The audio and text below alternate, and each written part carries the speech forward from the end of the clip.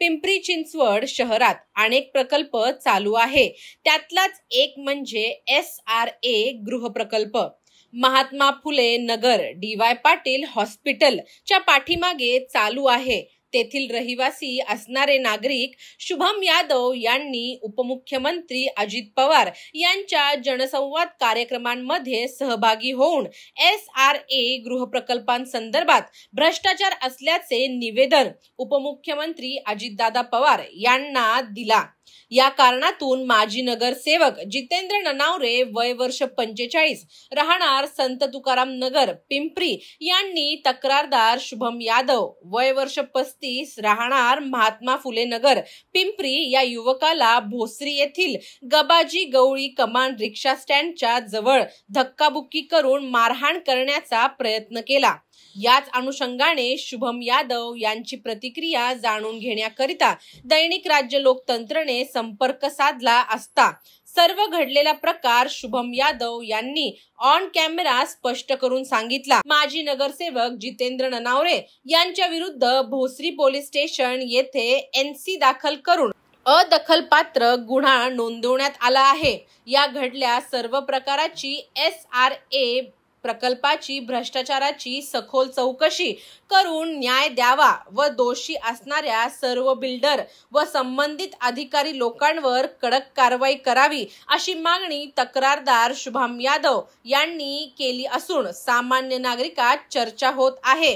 उपमुख्यमंत्री अजितदादा, आपण आपल्या पदाधिकारी कार्यकर्त्यांना आवर घाला, अन्यथा पिंपरी चिंचवड महानगरपालिका निवडणूक लांब राहिलेली नाही असा सल्ला सामान्य नागरिक देत आहेत। नमस्कार, दैनिक राज्य लोकतंत्र मध्ये आपलं सर्वांचं स्वागत आहे।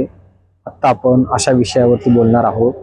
SRA गृह प्रकल्प फुले नगर DY पाटीलच्या पाठीमागे जो सुरू आहे त्यामध्ये भ्रष्टाचार असल्याचं एका सामान्य नागरिकानं त्या ठिकाणी आवाज उठवला आणि ज्या दिवशी अजित पवार, उपमुख्यमंत्री अजित पवार यांनी जनसंवाद या ठिकाणी घेतला होता, त्या ठिकाणी जाऊन त्या सामान्य नागरिकानं, त्या कार्यकर्त्यानं त्या ठिकाणी जाऊन निवेदन दिलं आणि त्याच निवेदनाचा राग मनात धरून माजी नगरसेवक जितेंद्र ननावरे यांनी त्या सामान्य नागरिकाला जीवे मारण्याची धमकी दिली आणि तुझ्या कुटुंबासह उद्ध्वस्त करण अशा प्रकारे त्यांनी त्या ठिकाणी धमकी दिलेली आहे।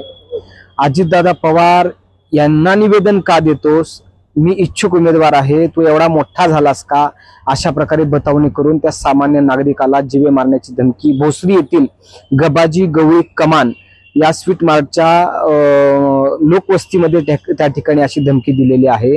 ते जे काही धमकी दिलेले जे काही नागरिक आहेत ते आपल्या इथं समोर आलेले आहेत, त्यांच्याकडून आपण जाणून घेणार आहोत। काल भोसरी पोलीस स्टेशन या ठिकाणी अदखलपात्र गुन्हा त्या ठिकाणी पोलिसांनी नोंदवून घेतलेला आहे, तरी सुद्धा पुढील काय त्यांचं म्हणणं आहे ते आपण त्यांच्याकडून जाणून घेणार आहोत। ज्या माजी नगरसेवकांनी ज्यांना धमकी दिलेली आहे, ज्यांना मारून टाकण्याची धमकी दिलेली आहे, ज्यांना मारहाण करण्यापर्यंत त्यांच्यापर्यंत गेलेले होते, त्यांच्याकडून आपण जाणून घेणार आहोत।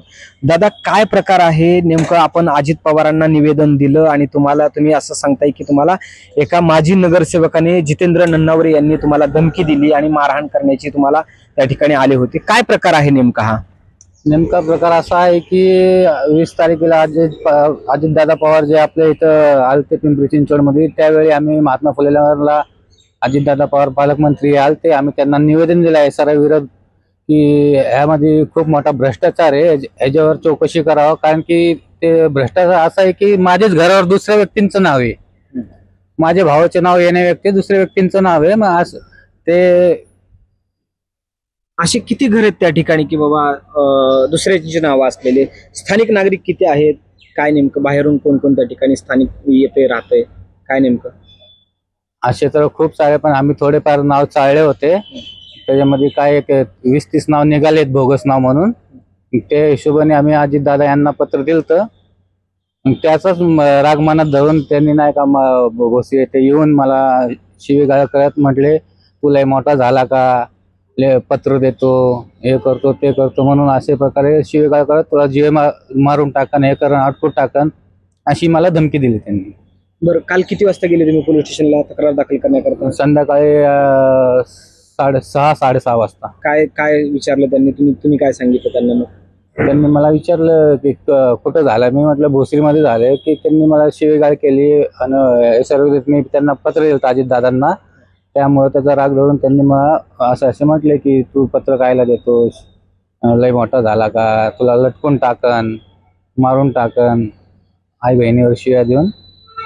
तुमच्या घरावर सुद्धा दुसऱ्याचं नाव आहे का? हो, माझ्या घरावर 2 जण दुसरेच आहेत व्यक्ती. माझ्या भावाचं नाव नाही येतात, त्यांची नाव आहेत. आणि आता मगाशी तुम्ही म्हणला होतात की आज जितेंद्र नन्नावरे यांच्या घरातल्या कुटुंबातल्या सदस्यांचे पण त्या ठिकाणी नाव आहेत असं हो, काही सांगितलं? त्यांचे कुटुंबाचे पण नाव आहेत. त्यांचे चुलते सुद्धा भोसरीत राहतात, पण त्यांचे सुद्धा नाव इकडं आहे फुलेनगर मध्ये. अजून बाहेर व्यक्ती त्यांचे कार्यकर्ता आहेत, त्यांचे 5-5, 6-6 नाव आहेत. आणि त्यांचे कार्यकर्ते जे चाकणमध्ये राहतात त्यांचे सुद्धा 2 नाव आहेत तिथं. ते मी तुम्हाला दाखवू शकतो. हे नेमकं कुणाच्या पाठबळावरती चाललंय? आता SRA करणारे सगळे अधिकारी, विकसक हे सगळं मिळूनच काम करत आहेत. म्हणून आमच्या सारख्या सामान्य लोकांचं कोण गिनतीमध्ये मोजतच नाही आम्हाला, नाही का. तर त्यांना कोणाचा सपोर्ट मागणं म्हणून ते आमच्याकडे नाही का शिवीगाळ करत आम्हाला धमकी द्यायला लागले. नक्की तुम्हाला काय वाटतं, अंदाज काय नक्की कोणाचा पाठिंबा असेल किंवा काय नेमकं प्रकार असेल पाठीमागे त्यांच्या मागे? आता विकसक असतील किंवा बिल्डर असतील किंवा अजून कोण गुंडप्रवृत्ती लोक असतील, त्यांच्या बळावर ते आम्हाला जीवे मारण्याची धमकी देत आहे. अजून तुमची काय मागणी आहे आता? आमची मागणी काय? आमची मागणी फक्त एवढी आहे की अजितदादाने याची दखल घ्यावी आणि याची चौकशी लावावी. कशाची चौकशी? तुमच्यावरती हल्ला केला याची का SRA?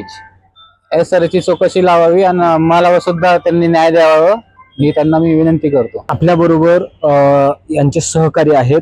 दादा, काय नाव आपलं? नमस्कार, माझं नाव सुखदेव कारले आहे आणि मी देखील महात्मा फुले नगर या वसाहतीमध्ये राहतो. आणि जे आता शुभम भाऊनी ज्या SRAच्या प्रकल्पाचं आणि त्या प्रकल्पामध्ये होणाऱ्या भ्रष्टाचाराच्या विरोधात जे माननीय अजितदादांना आणि पिंपरीचे आमदार माननीय श्री अण्णा बनसोडे यांना जो पत्र दिलेला आहे, त्या पत्राचं त्या पत्रामध्ये जे भ्रष्टाचार झालं, भ्रष्टाचाराचा उल्लेख करून त्यांना जो पत्र दिलेलं, त्या पत्राचा राग त्यांनी मनात ठेवून यांना काल धमकवण्यात आलं आणि यांना काल मारण्याची, म्हणजे यांना जीवे मारण्याची यांना धमकी दिली. मी देखील तिथंच म्हणजे राहणारा एक नागरिक आहे. भविष्यात असे महात्मा फुले नगरमध्ये असे बरेचसे लोक आहेत जे गरीब लोक आहेत, त्या गरीब लोकांना वेठीच धरून ठेवलेले की बाबा असं तू माझ्या विरोधात काय बोलायला गेला किंवा इथं भ्रष्टाचार होतोय असं तू जर उघडकीस आणलं तर तुला घर मिळणार नाही किंवा तुला असं करू तसं करू, अशा पद्धतीचं धमक्या दिल्या जातात. भविष्यात असं खूप जणांवर म्हणजे ही वेळ येऊ शकते. प्रत्येकानं म्हणजे महात्मा फुले नगरमध्ये राहणारे जे नागरिक आहेत त्या सगळ्यांवर ही वेळ येऊ शकते. तर अशा पद्धतीचं हे गुंडगिरी कुठेतरी थांबलं पाहिजे आणि गरीब जनतेला न्याय मिळाला पाहिजे. माननीय उपमुख्यमंत्री महाराष्ट्राचे अजितदादा पवार यांना माझी देखील एक विनंती आहे की कुठेतरी गुंडगिरी थांबून गरिबांना न्याय द्यावा.